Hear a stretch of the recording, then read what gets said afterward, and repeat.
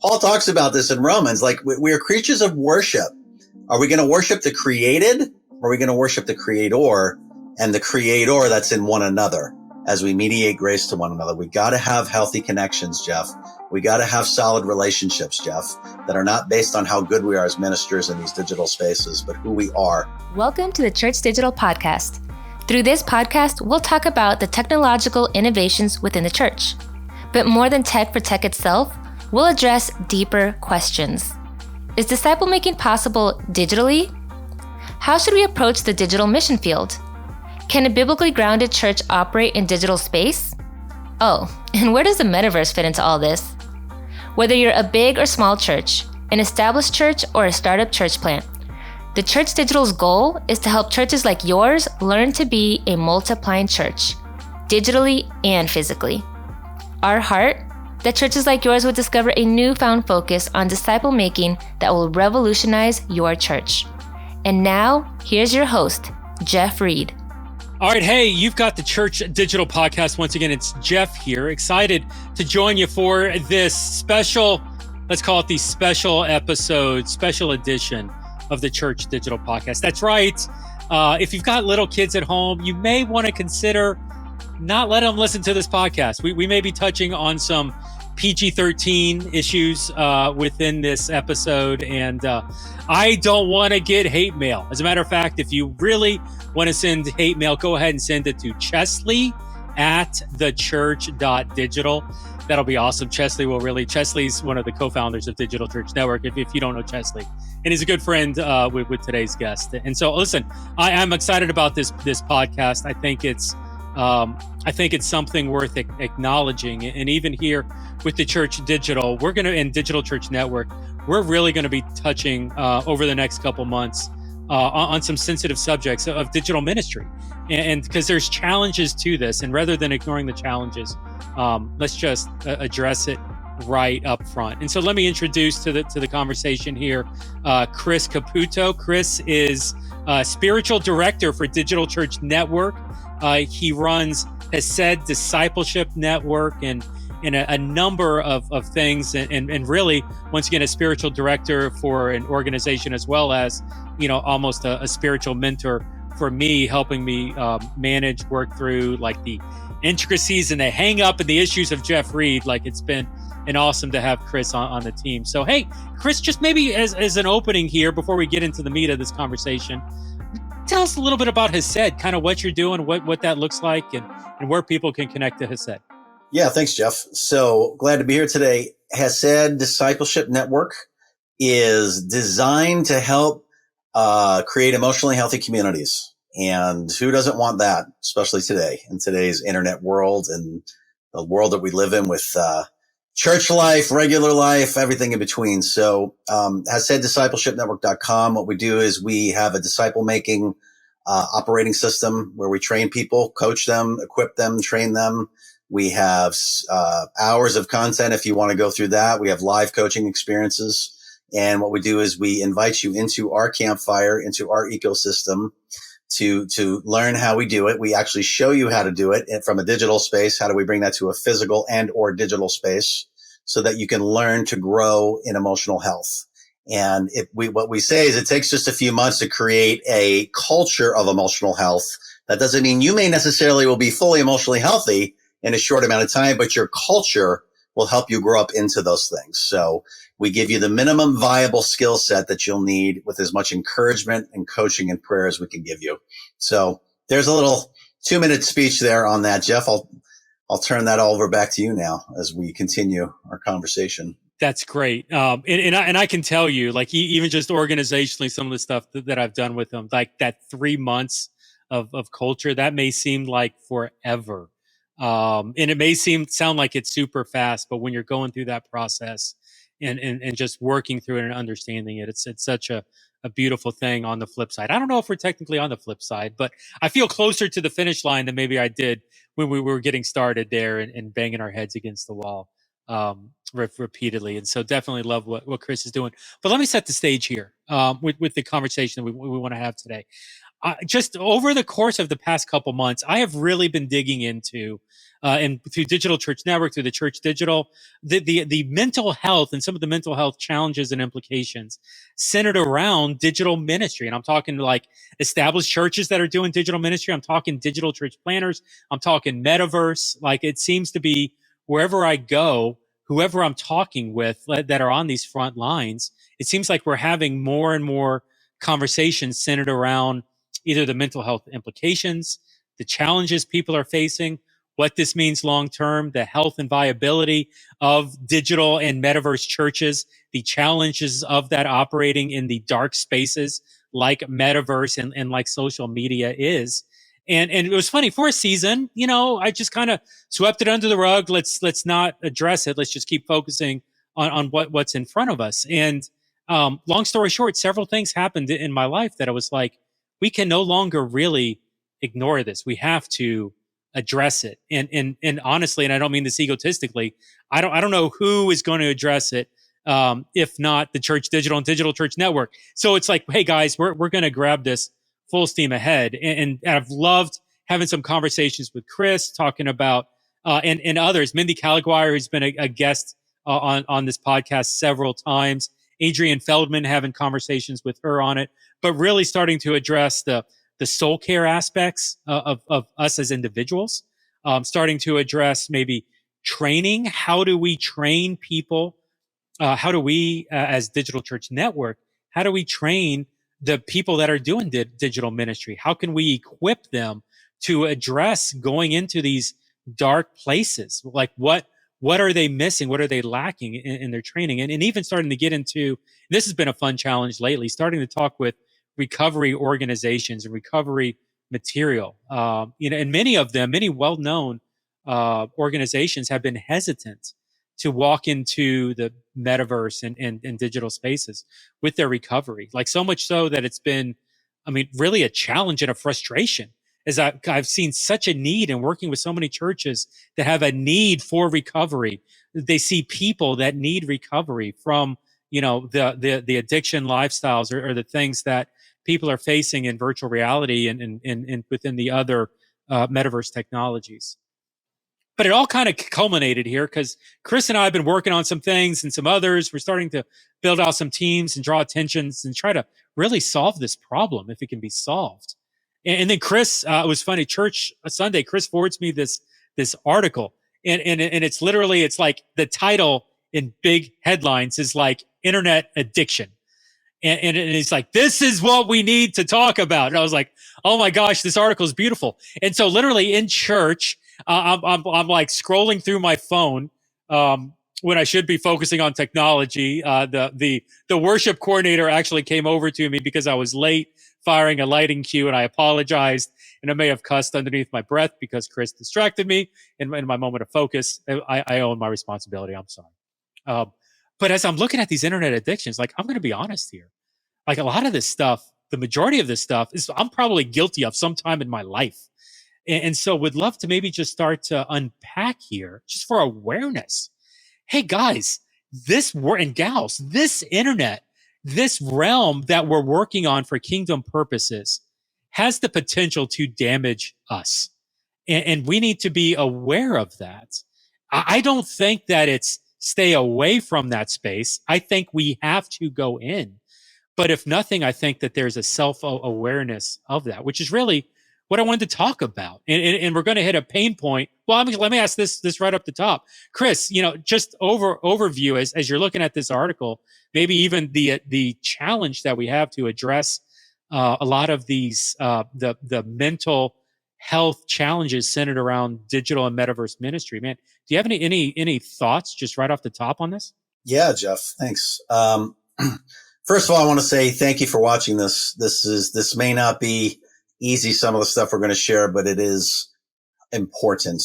If not at some point, possibly, or in the past or present future, people you're going to come across may really have some challenges with this. And what is your plan? How are you going to address these issues, especially in a fully digital space if you're ministering there? So, Jeff, thanks for the question. I think what we'll start with now, we'll talk about substance abuse as an example, and then we'll move into internet. Okay. So I'll give you an example with alcohol and drugs. So there's two questions. Okay. These two questions, as you lead into the article that we're going to share for a little bit.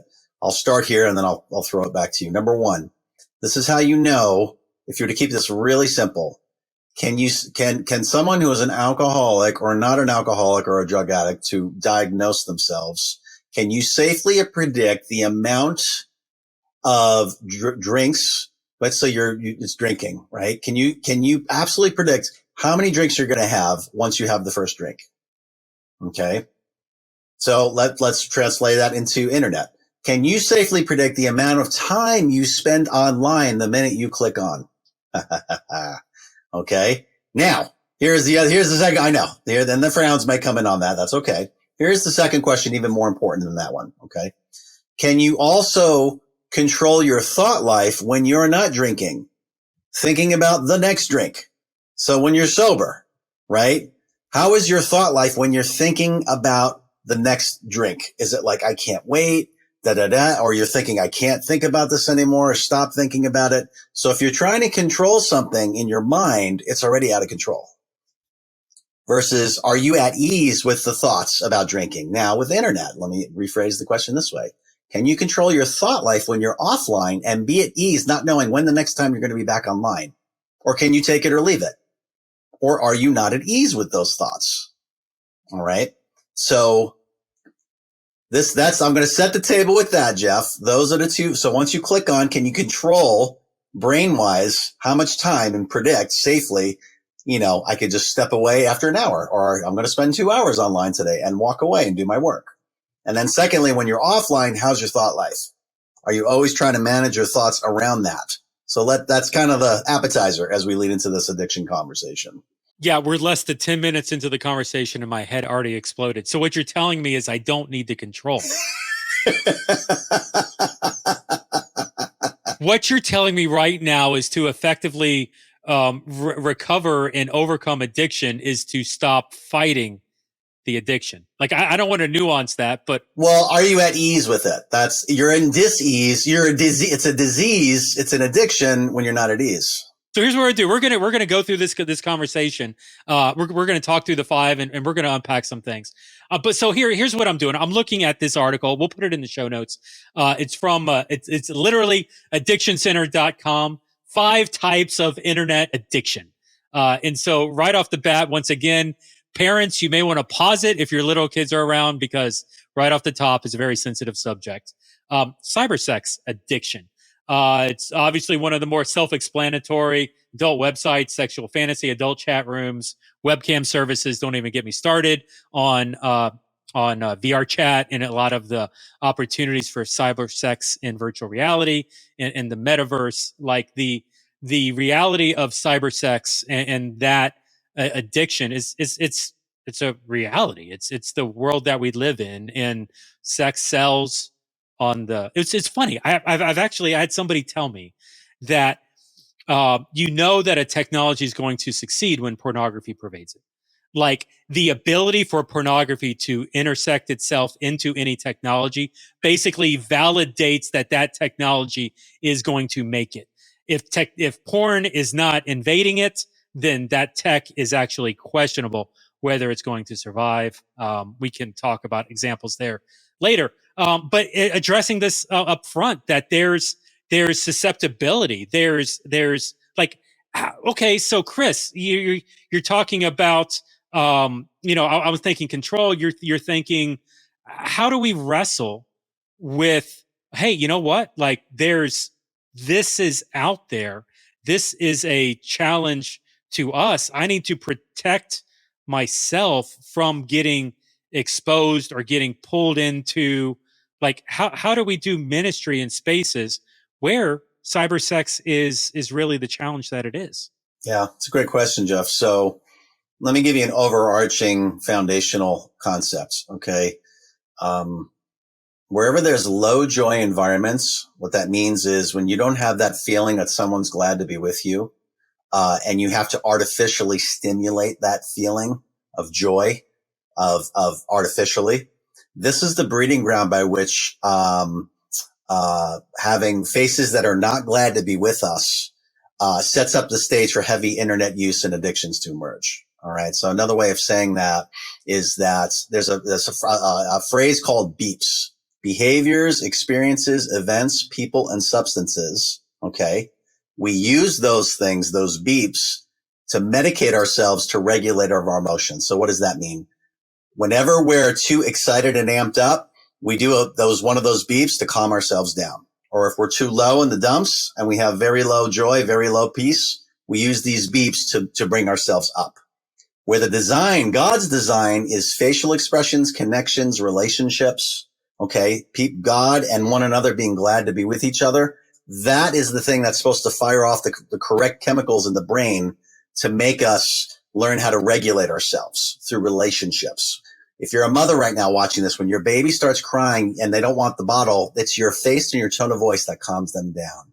Oh, sweetheart, I'm so glad I'm locked in with you right now.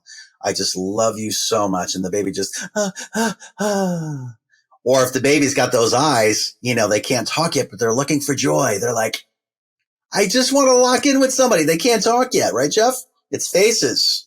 Okay. So who are the glad faces in your life? If you don't have that in your life, you're going to be susceptible for internet addiction, because these are artificial pseudo joys and pseudo peace ways of being able to regulate our brain. So I'll stop there, and maybe we can interact with that for a little bit and keep going down the list if you want of other addictions. Yeah, I mean, it's really interesting, the idea of pseudo joys, and the fact, and I don't want to get like graphic here, but pornography, you're connecting with the faces and the views of that, and that's, to be honest, I'd never realized the joy and that substitute value, and so that's a really interesting takeaway that almost I feel like could be an entire conversation unto itself. And so, hey, you know what? You really want to dig into that? Swing over to FAM, and we can unpack that, and we'll put Chris's info in the show notes as well. But and I know that joy, just because I know has said that joy is really baked into a lot of what you're talking about through Hased, right? So that's a repeating theme. By the way, if you actually know Chris, I've never seen anyone who shows joy as much on his face as he does. Like, his eyes pop out of his head. He's so joyous when he really gets excited on something. So definitely excited to continue on this. So let's get off cybersex and move on. So next up, net compulsions. Net compulsions concern interactive activities online that can be extremely harmful, such as online gambling, trading stocks, online auctions such as eBay, that's from the movie. If eBay, eBay, and compulsive online shopping. These habits can have a detrimental impact on one's financial stability and disrupt job-related duties. So, compulsions on the internet. Once again, there, and even for me, it's stuff like iTunes. There was a season of my life back when it was like 99 cents per track. Buy those things all day long. It was funny. I was just with my kids the other day, and we were looking at movies on iTunes, and I don't know if that I'm proud or disgusted to say I probably own.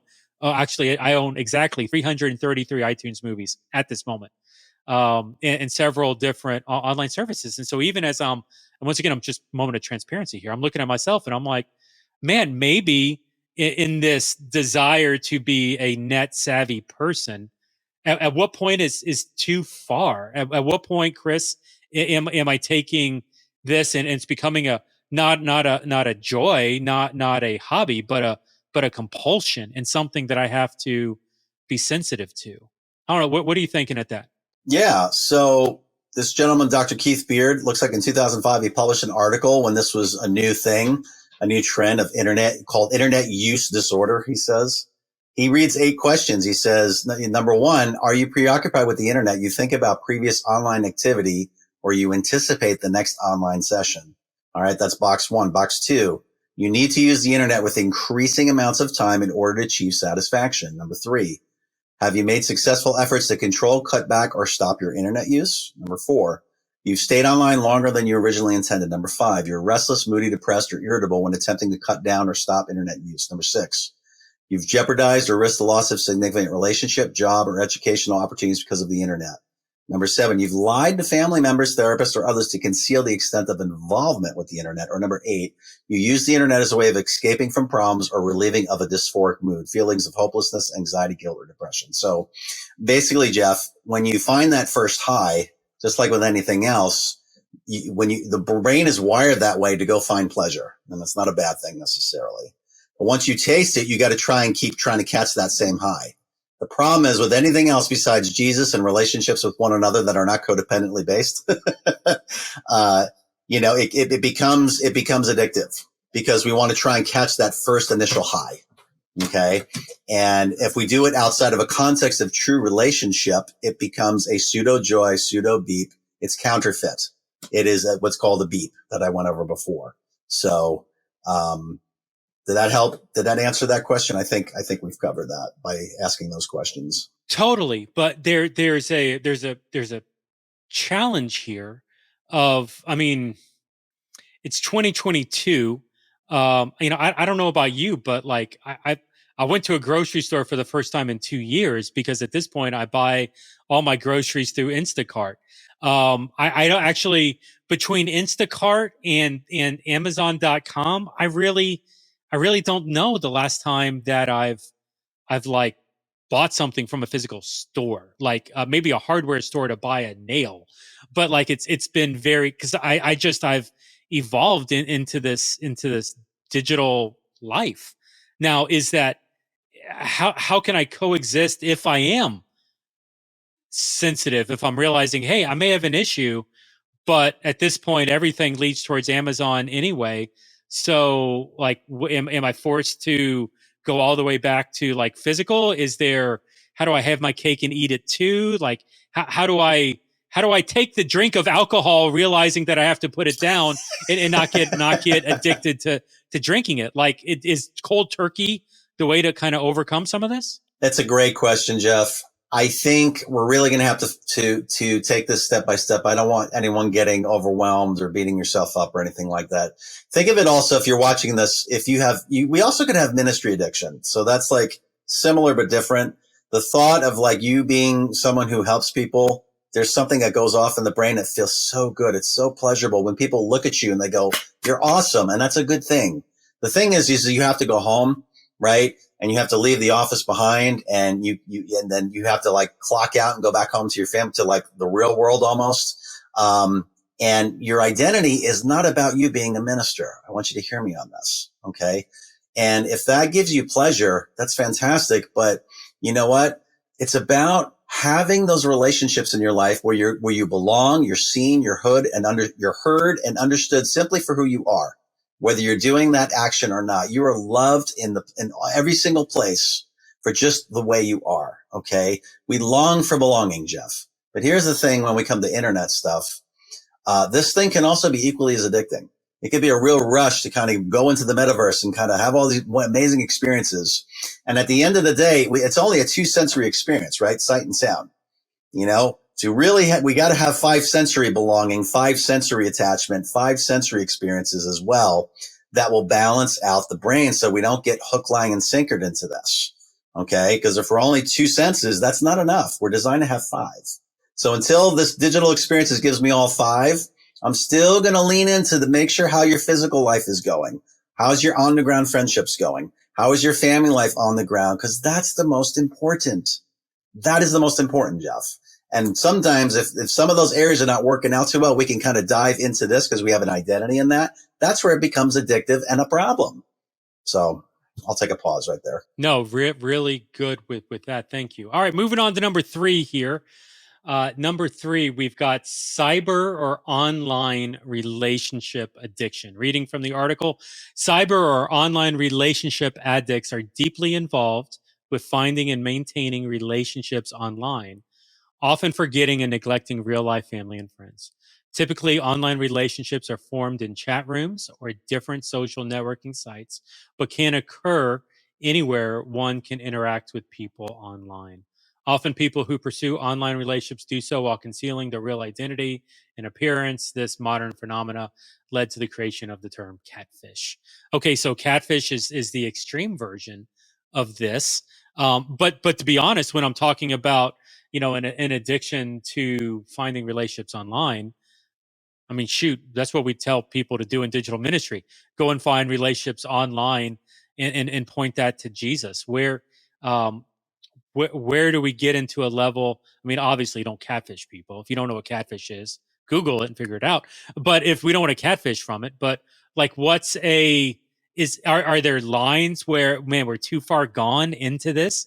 We need to be aware of some of our weaknesses. Where would a line like that? What would that look like? Well, I would build in some healthy systems. If you're a male, I would not be. I best practice, have a woman with you, specifically, hopefully your wife or ministry team members that are females as I'm talking if you're developing longer term relational stuff, especially in ministry, to have that. I mean, that's just good practice. And be careful. Take a look at your joy buckets. I'll call them a joy bucket. If your joy bucket is low and you're going into this, just be aware that if you fill up your bucket through all this stuff all the time, all this, all these wonderful faces, because they don't even know you, but yet, you're like the greatest thing since sliced bread.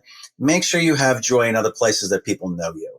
That's very important, because this thing can it's intoxicating, Jeff, right? I mean, digital ministry is fun, man. I mean, it is a lot of fun, but if we're doing ministry, remember, folks, we're doing this we're supposed to be doing it out of an overflowing place. We're supposed to be giving and laying our lives down for people. It's not supposed to fill us up in our identities and we get all our brain chemicals from this kind of stuff. That's just something, and I'm speaking from experience. I'm not here as a high horse guy talking down on all of you lesser folk or whatever. No. I was the number one offender of this. I was the chief of sinners of this. And it cost me a lot. Now, I can't even imagine if I had this back then, this access to this online stuff the way we do right now. Oh, my goodness. I don't know what would have happened. It may have been a lot worse for me. So just a bit of a caution, Jeff, right? Just as we're building guardrails into this, best practices. And you and I, buddy, we're working on creating systems so people can build real joy together. Not pseudo joy, not pseudo peace, and not identity that's based in something of somebody else that's not holy. It's not from the Lord. So I was on the call. I mean, this is confession hour, evidently, but I was on a Zoom call today, the day of us doing this recording, and it was with a missions pastor at a large church here in America. And I know this guy, and so we were going to catch up on one of the digital pastors that he's supporting through his church, and I don't know what I did. It was completely like just seamless for me. But when I jumped on the call, and when you're on Zoom and it takes forever for the audio to sync up, and so it's like it's the most awkward part of the day where you're staring at each other, and but you're not really communicating anything. And so when the Zoom audio actually connected, he said I let out this like loud, exhaustive sigh. And so he immediately went into, "Are you okay? What's going on?" And I was like, "I'm fine." And he's like, "Well, why didn't you just let out that big sigh right then?" And I was like, "You're the fourth call in a row, and I didn't, I didn't have a moment to breathe, and so I think that's it." And he's like, I don't know what you do, but like, as soon as this call's over, go take a walk, go walk around the house, go grab the dog, go outside, like, refresh. And it was funny. It's my knee jerk thought, transparent confession hour here. I don't have time for that. I'm way too busy. But it's like, okay, you know what? I will. I do need to. And it's funny, actually. I got another guy within the past week has called me out on some of that. And I was sending him an email today, and I was like, you know what I've actually discovered has really helped my mental capacity? I take like 15-minute naps a couple times a day. Like, I'll just go sit down on the couch. It's funny, my dog, who is just in here, will cuddle up next to me, and I'll just, like, no phone, nothing. The watch has a 15-minute alarm, and it helps me, recharge. And so sometimes I think we're so guilty of diving in, whether it's the ministry fix, whether it's the relationship fix. I don't know what the challenge is, but separating from that and recharging from it. To your point, finding joy in other things beyond just that. Yeah, that is so important. And honestly, something that's been missing from my life. And and seasons. And so, man, this is really good. It makes me think, let me give you guys a practical tool, Jeff. That's a really great example, where we practice in Kansas City. Think of, you have the resting heart rate when you take your pulse, or you're measuring that, and there's a healthy heart rate for you. Well, we call that the Shalom Zone. And that means you act like yourself when you're in between. My hands are between my chin and my head right now. And you see my face, and I'm looking at you guys, and it's just like, I'm so glad to be with you. And sometimes when I'm really amped up, I'm going to drop my hands now. It's like, my brain's going, and I'm excited and all this kind of thing. And the mind is racing and running, even though there's good stuff going on. Remember to return to the resting heart rate of your heart, of your shalom, of your peace. Listen to your body. That is a skill we practice at Hesed Discipleship Network. Listen to your body. If you're all amped up in an amped up, overwhelmed, excitable place all the time, we may want to ask some certain questions ministering out of that place. Okay. Because that Jesus didn't minister out of an excitable place. He wasn't like, oh my God, here comes the next sign and wonder and Father, what are you going to do? Like, this is just amazing, guys. Isn't in all this high energy. Like, okay, if you're high energy, don't get upset with me. I'm a more low energy guy. That's okay. You could be high energy, but just what is your peace in your body telling you when you're stepping into this digital ministry, when you're ministering to people? If it's always like, we have to learn how to quiet. We minister. His strength and his rest comes from the quiet place. And whatever that is for you, Jeff took a walk. Whatever that is for you, what brings you life? What lights you up? Go talk to your kids, pet your dog, play with the cat. I don't know. Do something else that brings a lot of life to you. Connect with a friend over coffee and talk and just laugh. Whatever that is to get back to the resting heart rate of your Shalom Zone, find it. Okay. So listen to your body. I hope that's one thing that'll interrupt the addiction cycle faster than anything else. So that's so good. And that's a little bit of, not trying to control it. And what you were speaking of earlier, man, that's beautiful. Hey, let's shift gears to number 4. And so just to review, 5 types of internet addiction. Number 1, cyber sex addiction. Number 2, net compulsions. Number 3, cyber online relationship addiction. Number 4, the new one, compulsive information seeking. The article says here, the internet provides users with a wealth of data and knowledge. For some, the opportunity to find information so easily has turned into an uncontrollable urge to gather and organize data. In some cases, information seeking is a manifestation of pre-existing obsessive compulsive tendencies. Compulsive information seeking can also reduce work productivity and potentially lead to job termination. There's other things, obviously, within the article. I don't know, Chris, as you're hearing this, man, do you have any thoughts? Anything you'd like to share? Yeah, it's interesting. I'm not like this, but I know I have a number of friends that are very informationally, like they will read all the books. Once the next book comes in, they read it, and they're very, and it's a beautiful thing. God designed us with a left brain and a right brain, and they can be highly left brained, but sometimes when it gets a little bit extreme, we can read every book on the thing as a way of controlling. Because if we understand the problem, if we can get to like the solution of the problem by reading it and intellectualizing it, like there's a certain sense of control and peace that comes. So the internet is just taking us to like extreme levels now with a click of a button. You don't have to go, Jeff, you used to own a bookstore. We don't have to go to your bookstore anymore to do this. It's all right there, the click of a mouse. Boom, boom, boom, boom, boom, boom, boom, boom, right? So I think that's what that's talking to. For those of my, if you're listening to this right, that doesn't make you a bad person. We love you. We love your brain. We want your knowledge. And at the same time, we could just keep going. And like 3 hours have passed, and the family's like, "Where's Daddy? Is he in the basement again, reading more articles?" Like, that's hurtful. We got to keep an eye on that, ladies and gentlemen. So that's my thoughts on that. That's interesting. In a ministry, in a digital ministry context, this may be a jump, but there's what we're doing is so disruptive, and in many ways, I think there's a challenge for us to read up as much as we can, to get exposed to the right answers, the content, to fight for, to get upset and to get agitated over the wrong articles. the articles that are naysayers and against some of what we're doing. I just would be. I've caught myself, just to be honest, in that doom scroll, in that I'm either within my echo chamber that I was in. I'm either hugely supportive of the voices that I'm hearing, or I'm anti that and frustrated and angry because others aren't agreeing. And it became more about, honestly, it became more about the content than really the people. And I've even met planters that I've had conversations of, hey, like you've talked to me for hours about your church, and you've not told me once about any like life change or people that are actually attending it.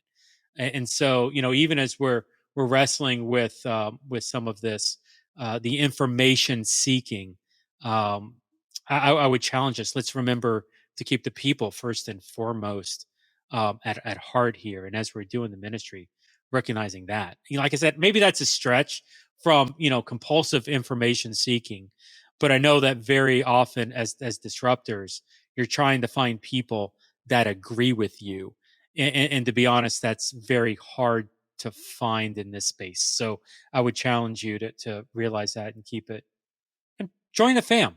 Be part of what we're doing over at Digital Church Network, and find some community there.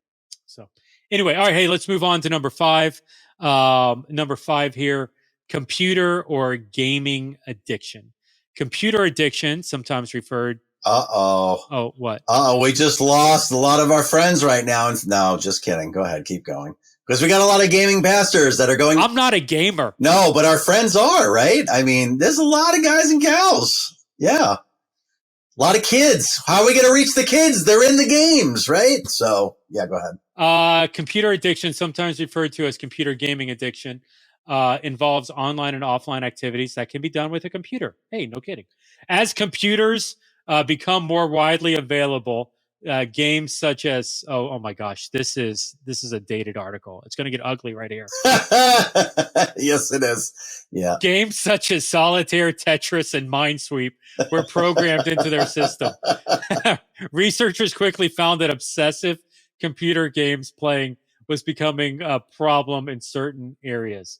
That's awesome. I'm addicted to Minesweeper. Okay, but well, let's say if I was addicted to a game, it was probably Minesweeper like 25 years ago. But really, I mean, let's just be realistic. I've got a headset right here on my desk. The addictivity ability for people to get lost in these worlds, to get lost in these games, to Fortnite, Roblox, the different worlds that we live in, whether it's computer or gaming addictions or platform addictions or whatever you want the adjective to be on the addiction. It's very easy for us to get lost in that space. And so the challenge for, listen, I don't know that I've said this on the podcast. There is a CEO of one of the top Christian tech companies in America. Good friend of mine. I'm having a conversation with him about virtual reality. He says to me, Jeff, what are you going to tell the church, and what is the church going to tell people when the world figures out that virtual reality is actually more pleasurable, is going to be better than physical reality? Like when the average person's perception of the virtual world is more pleasing to them than the physical. And so they just want to live in the virtual and ignore the physical realm 100%. He's like, that's where this technology is taking us. How's the church going to respond in that situation? We can have that conversation later, but that just really starts to scratch the surface of the addictive power of these headsets and of this technology, even in our mobile phones. And so, and Chris, this gets back to this whole thing of like, we have to be in the world, but not of the world. And so how do we draw that line? I want to reach people in virtual reality. I don't want to become addicted to it. I want to play video games to connect with the mission field implications, but not at the level of losing my health. how do we distinguish between what's healthy and unhealthy? Seek first the kingdom of God and his righteousness, and all things shall be given unto you. Right? So first things first, it's the glad face. It's the peaceful, joyful face of God that loves you so much. We got to be steeped in that as an identity. Very critical, ladies and gentlemen. If we don't have that, we've lost the battle. And do we feel like an orphan, like we don't belong to God and his family? Do we actually feel that way? Oh, sure. We say the prayers. We sing the songs on Sundays, right? God loves me. This I know because the Bible tells me so. But do we actually feel that? Is that an experiential reality for us? Right? And that's part one. Part two is first commandment, love the Lord your God with all your heart, soul, mind, and strength. Second commandment, love your neighbor as yourself. The great collaboration, the great, secure attachment with one another in love. You'll know my disciples by how you love one another. All this stuff with the virtual reality, we're seeking joy and peace. We're seeking belonging, joy, and peace. That's what we want at our core. That never changes for humans, right? And if we don't have first things first, second things second in our life, the Great Commission is going to get all wonky. And it could be anything. It doesn't have to be a digital. It could be anything. It'll get wonky. So, Jeff, it's a huge challenge. It's doable. It's very doable. But I think that we need to raise up disciples that are emotionally healthy, that can help people when they get out of balance to call them back to themselves again. You're not a machine. You're not someone that's just this constant pleasure, joy seeker all the time. That's pseudo artificial all the time. That's not who we are. We are people that are founded in Christ. We're loved by our Father. We're loved by one another. And we're going as missionaries to serve, to lay our lives down in these digital spaces. If we try to flip that equation, Jeff, we're going to get out of balance, and there will be cost to it, what this addiction will have, because we're creatures of addiction. Paul talks about this in Romans, like we are creatures of worship. Are we going to worship the created, or are we going to worship the creator, and the creator that's in one another as we mediate grace to one another? We got to have healthy connections, Jeff. We got to have solid relationships, Jeff, that are not based on how good we are as ministers in these digital spaces, but who we are. We move from grace. We move from peace. We move from joy. We don't try to find joy and peace by doing this stuff. If that's the case, I mean, I'll see you in a couple of years, and I'll be there for you, and pick up the pieces with your family and stuff, because I've been there. I've done it, buddy. I've been there and I've done it. And I don't want to see you go through that if you're watching this right now. We love you guys. So, Hesed, let's go deeper into Hesed, Jeff. Let's figure this out as a community together, and belonging and love and peace, right? That's a little bit where, accountability comes into play here as well, where it's being in a accountability group, a group of people that are holding you accountable, not just to execute the ministry that you feel like God's calling you to do, but to make sure that you're in a relationship with people that can keep you grounded, that can keep you secure, that can tell you when you're overstretching, and when you're walking that line that you should. Yeah. Remind you who you are. Remind you who you are, right? That's what accountability, it's to be healthy mirrors for one another. Chris, this is not who you are. You're like all wired out, and you got to unplug, bro. You're like, we miss you. You're fading on us, or you're just so excitable all the time. I can't even understand it's like, wait a minute. Where are you? Come back. We love you. It's okay. So when we talk about accountability, I think sometimes that's going to be a harsh word, and we got to get stuff done. We got to execute. We got to hit our goals. That's important. But if it's not from an identity place of loving people and calling them back to who they truly are, then we get into rewards. We get into things where Jesus had some pretty interesting words to say about that. But Lord, did we not do this? Did we not do this? And we did not do this. And then what does he say to us, Jeff? He goes, do I know you?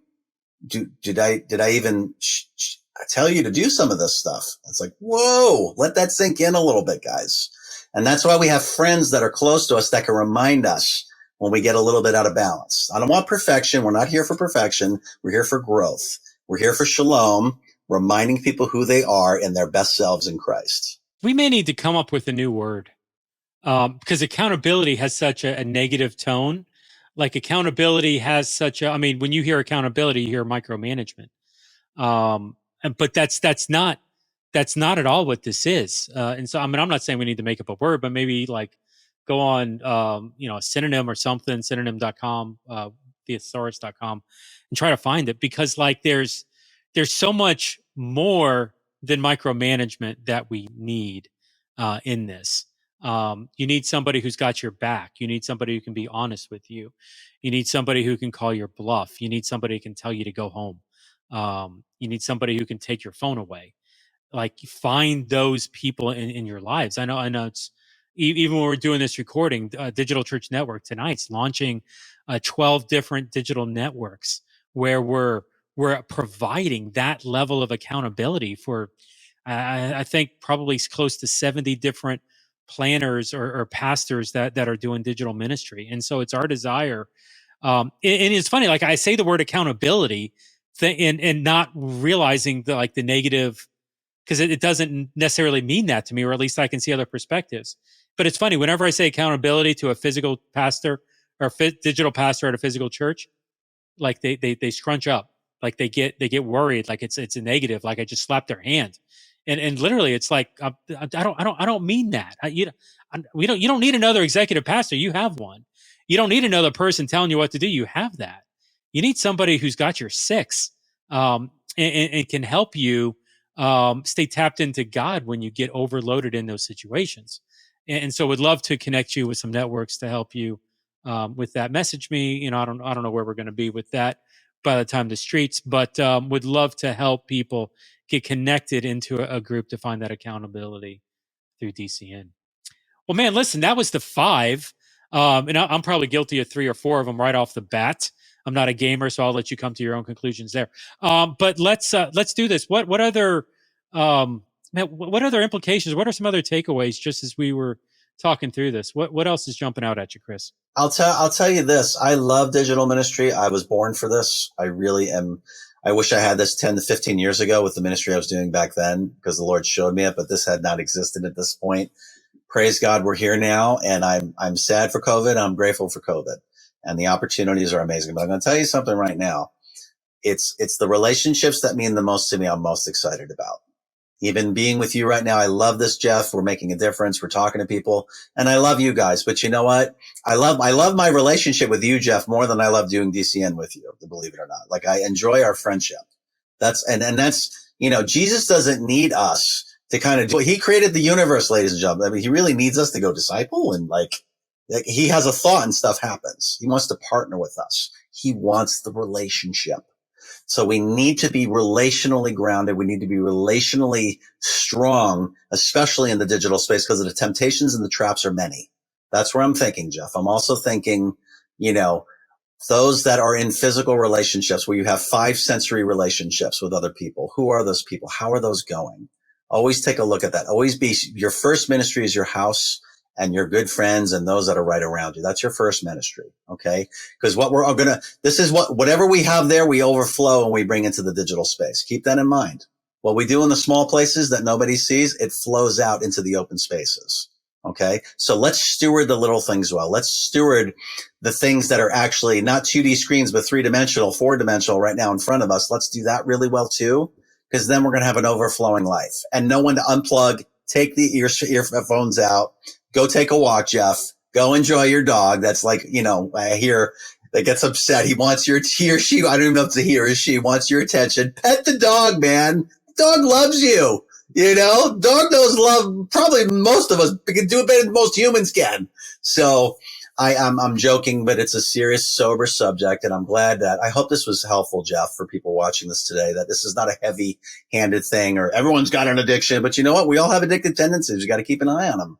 That's where I'm thinking. That's where my headspace is. The reality is that we're doing ministry in a very addictive space. And I truly believe this, because it's addictive. We can't not go in there. And so like to the person that says God doesn't belong in the metaverse, I think my God is big enough that he can handle the metaverse. And I think that it's funny. I just wrote a blog on Psalms 139 that says God is the God even in the metaverse, and God being as powerful that he is, the metaverse doesn't scare him. It needs to scare us. But we, with God's authority, need to go into the metaverse. And so it's funny. You quoted Matthew 6:33. Seek first the, I can't talk today. Sorry. Seek first the kingdom of God and his righteousness, and all these things will be added unto you. 34, honestly, is one of my favorite verses. Therefore, do not worry about tomorrow, for tomorrow worry about itself. Each day has enough trouble of its own. And as much as we need to keep our eyes focused on God, and have him validate and strengthen, and to your point, Chris, be the joy that overflows into the ministry that we are. I think we need to prepare ourselves for it, but don't worry about it because our eyes are focused on God. I think there's things we need to do to be wise, but in the end, we're trusting God to protect us in that season. And so I think that we're going to be walking this line here with Digital Church Network and the Church Digital. We're going to be bringing in um, some more voices that can speak to the mental health situation. We can bring in some people that can maybe provide ways that can strengthen us, that can be the armor of God for us in the metaverse and in digital space. I have no idea what the metaverse version of the armor of God is. We're going to get it figured out, and we're going to start to prepare people for that. But at the end of this, once we go in, I believe this. I believe we should not worry about tomorrow. Tomorrow worry about itself. Right now, we've got enough trouble of our own for today. And so in that, we're going to trust God and run with abandon, at least run with the people that are trusting God and running with abandon. Hey, Jeff, if I can seed one more thing here, it's more of an encouragement and also maybe a little bit of a slight warning for all of us as we're heading into this. I think this would be, I would love it. Okay, because as our parents send us off into the world, they give us good counsel and good warnings because they've lived life for a bit. Okay, so I want to share this all with you. I encourage you, if you watch this right now, do some studies on social media, the way this has all been designed. By the way, I believe everything's created by God. It's amazing. The enemy can twist, right? With casinos, gambling, machines, and all that stuff, technology with a lot of the social media apps and all that stuff are very much have been designed and constructed similarly to casinos in the way slot machines work. Okay, with the bing, bing, bing, bing, bing, bing, bing, with the lights and the brights and the notifications and the this, that. Do a little bit of I encourage you to study that a little bit, where you walk into a casino, usually the house wins. Well, here's the deal. The way the social media is, they don't want your money. Well, maybe they do a little bit, some of these companies, but they want your time, okay? And they want your thought life. They want to get in your head, okay? So as we're thinking about this, we're up against the slots machines. I may be a little bit joking, but I'm not. This is actually very serious. We're up against slot machines where the house wins regularly, okay? We are in the house of the Lord. We have the Holy Spirit. We have one another. We can overcome this stuff, okay? But if you don't have those relationships with the Lord, building and growing and getting strong and with one another in healthy attachment, the house will win because it's too addictive, guys. Okay. We're up against some high stakes poker here. Pardon the pun, but we really are. And the enemy wants to keep us out of here. Do not come here. Okay. And if we go into his territory, he could come back towards us with some stuff. So we got to be ready for that.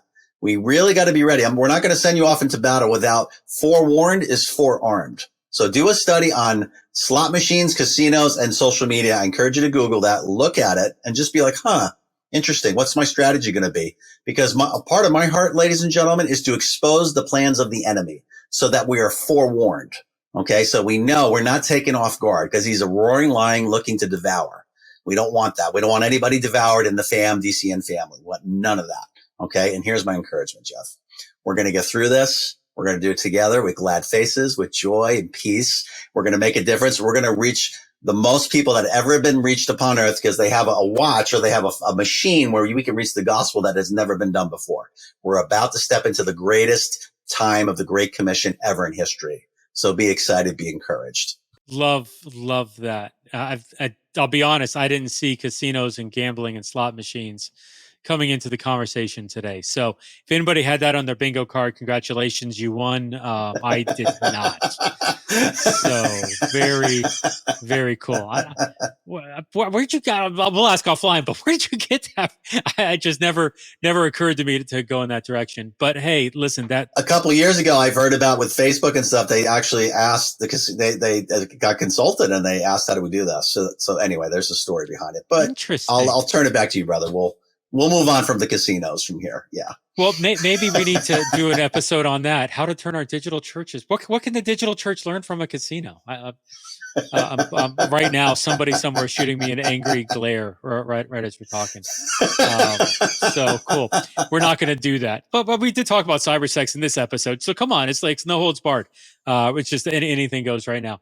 So I hope you enjoyed the very special episode here of the Church Digital Podcast, where we touched on some sensitive subjects. We'll get back to the more joyous stuff in the weeks to come, and definitely excited about the conversations ahead. This mental health stuff is serious, and rather than saying that it can't be helped, we are aggressively trying to find people that can help us develop answers to that, and can protect our planters and protect our pastors who are in this space.